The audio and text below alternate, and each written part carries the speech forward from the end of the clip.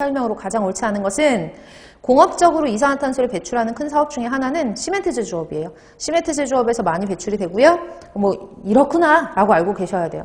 우리가 알고 있는 이산화탄소 같은 경우에는 뭐 화석연료 같은 것들을 사용하는 그런 연소시설 같은 것들도 물론 배출을 많이 하지만 지금까지 통계학적으로 나오는 그 이산화탄소 배출량이 제일 많은 게 시멘트업이에요. 그래서 읽어보시고요. 2번 지구상의 식물에 저장되어 있는 탄소량은 바닷속에 저장된 탄소량에 비해서 매우 적다라고 했어요.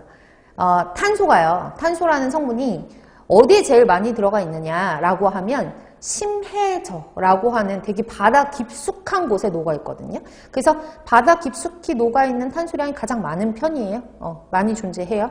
그래서 2번도 맞는 설명이고, 그 다음에 바다는 주로 이산화탄소를 중탄산 이온의 형태로 저장한대요. 그러니까 이산화탄소가 바닷물 속에 들어가면 중탄산 이온의 형태로 저장이 된다는 얘기죠. 그래서 해수의 주요 할리세븐에서 중탄산 이온이 포화 상태로 존재하는 용액이다. 완충용액이다. 중탄산 이온의 완충용액으로 존재하는 게 해수이다 라고 했었잖아요. 그래서 3번도 맞는 설명이고, 석유는 다른 화석연료에 비해서 탄소 집중도가 가장 큰 물질이다 라고 했는데, 탄소 집중도라는 것은 에너지를 총소비하는 총소비량 중에서 그 에너지 총소비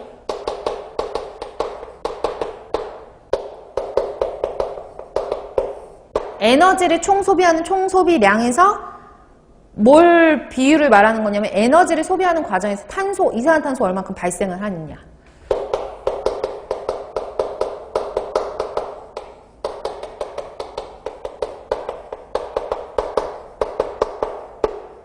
량 이렇게 계산을 하거든요. 이게 크면 클수록 탄소 집중도가 크다라고 얘기해요. 그러니까 쉽게 말하면 석유도 태우고 석탄도 태워요. 석탄은 주성분이 물론 탄소도 들어있고 수소도 들어있고 산소도 들어있고 하긴 하지만 주성분이 탄소가 제일 많거든요. 근데 석유 같은 경우는 탄소도 많고 수소도 많은 편이에요. 그러니까 이거를 만약에 태워가지고 에너지를 낸다라고 했을 때 그 과정에서 나오는 이산화탄소 배출량이 석유가 많을 것인가 석탄이 많을 것인가 비교를 하면 석탄이 훨씬 더 많아요. 그래서 석탄이 탄소 집중도가 높은 물질이에요. 석유보다. 그래서 4번이 틀린 거죠.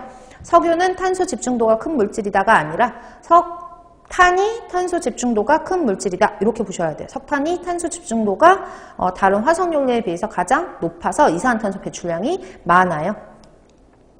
그래서 이제 만약에 화석연료를 연소함으로써 쓰는 이산화탄소 배출량 100이라고 한다면 화석연료에서 배출되는 것만 보는 거예요.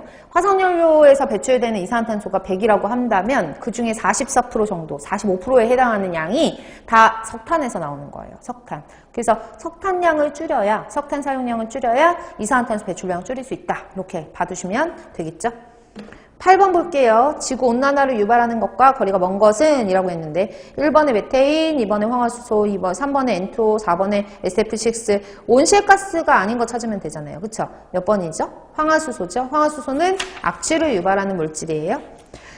9번 문제가 나왔는데요. 9번 문제 같은 경우에는 조금 생소한 문제이긴 해요. 왜냐하면 우리가 알고 있는 GWP, 대표적으로 사용하는 GWP는 여기 위에서 써드린 GWP를 일반적으로 이용을 해요.